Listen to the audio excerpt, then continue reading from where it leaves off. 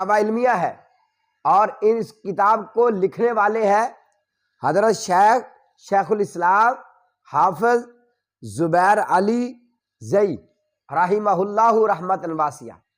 ان سے کسی نے پوچھا تھا اسی مسئلہ کے بارے میں۔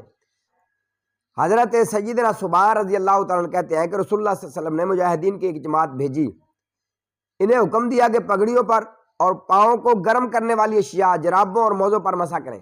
نبی پاک صلی اللہ علیہ وسلم نے آپ علیہ الصلوۃ والسلام نے حکم بھی دیا جرابوں پر مسح کرنے کا، اور ایک روایت میں آتا ہے کہ نبی علیہ الصلوۃ والسلام نے جرابوں پر مسح خود بھی کیا، اور بہت سارے صحابہ کرام رضوان اللہ تعالی علیہم اجمعین بھی ایسے تھے جنہوں نے جرابوں پر مسح کیا۔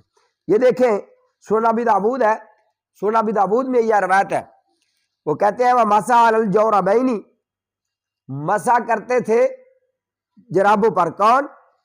علی بن ابی طالب، حضرت سیدنا علی بن ابی طالب رضی اللہ تعالی عنہ، حضرت سیدنا مولا علی رضی اللہ تعالی عنہ بھی جرابوں پر مسح کیا کرتے تھے۔ تو علی کے بارے میں نبی پاک صلی اللہ علیہ وسلم نے کیا فرمایا تھا؟ آپ نے فرمایا جو مومن ہے وہ علی سے محبت کرتا ہے، جو منافق ہے وہ علی سے بغض رکھتا ہے۔ تو سیدنا علی رضی اللہ تعالیٰ عنہ کے بارے میں کیا آتا ہے کہ وہ مسح علی الجوربین، حضرت سیدنا مولا علی رضی اللہ تعالیٰ عنہ جرابوں پر مسح کیا کرتے